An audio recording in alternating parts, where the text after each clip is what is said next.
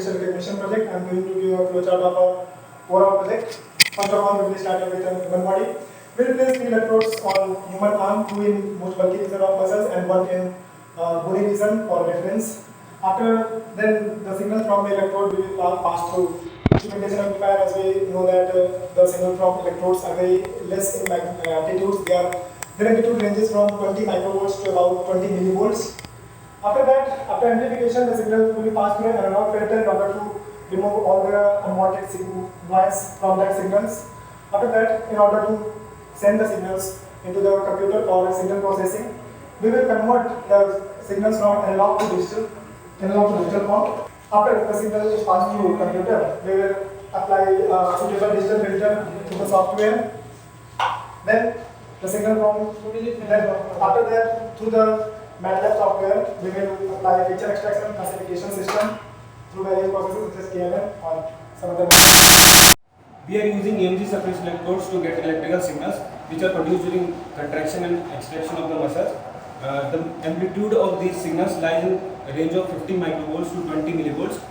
The major amplitude which we are getting lies in the frequency range of 25 Hz to 250 Hz. The major problem with electrodes is we are not able to get signals in case of sweat. So in order to overcome this problem, the skin should be properly cleaned with spirit and good electrodes should be used. And one more important thing is that this positioning of the electrodes. These electrodes should be positioned correctly so that we obtain a proper signal, else there will be a lot of noise. So here we are placing 2 electrodes on the upper hand, and these electrodes should be placed on the proper muscle. Like we are performing these kind of gesture, so we know that these type of muscles are responsible for these gesture. So we are placing the electrodes on these muscles, and one electrode is used as a ground reference.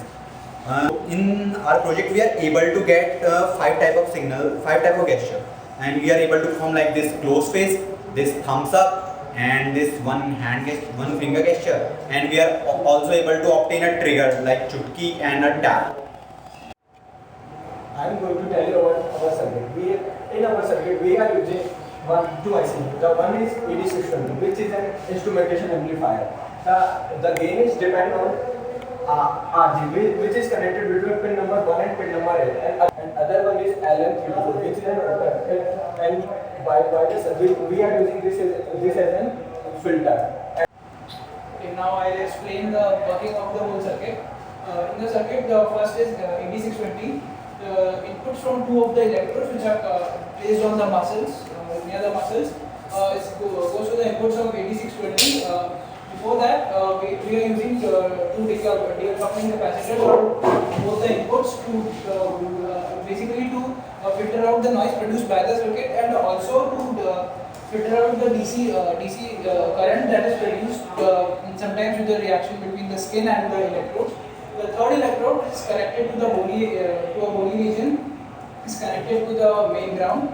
The 8620, the gain is set through RG, which was set to an optimum value of 62 ohm using a potentiometer.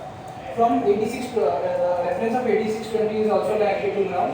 Output of 8620 is sent to a low pass filter which has a cutoff frequency of 1 kHz. It is used using the op-amp LM324 and resistors of 100 ohm and capacitors of 4.2 microfarad. After filtering, the signal goes through an audio jack to a sound card, and through sound card to the computer, to the MATLAB.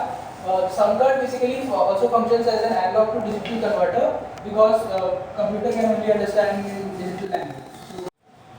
So now the signals received from the EMG electrodes are available for processing in MATLAB.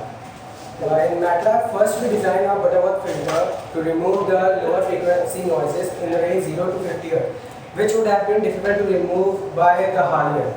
So after removing the noises in the 0 to 50 Hz range, we are classifying them on the basis of their RMS values. Different gestures have different RMS values, so we are using this field to classify them. For classification, as their RMS values lies in a definite range, so we can classify them on the basis of their RMS value for static gesture, but for dynamic gestures like tap and chutki, we have to use their mean values too. For as in case of dynamic gestures, when the gesture is performed, the RMS value shoots, but in other cases it remains below a certain level, which will result in their mean values to be very low. This helps in recognizing them. So for dynamic gestures, we have to use both for a better reliability of our software.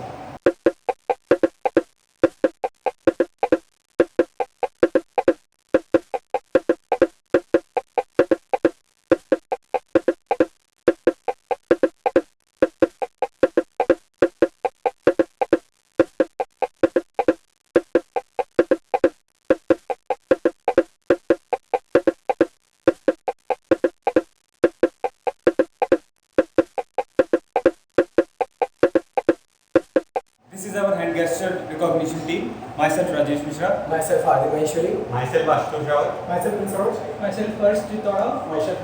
Thank you.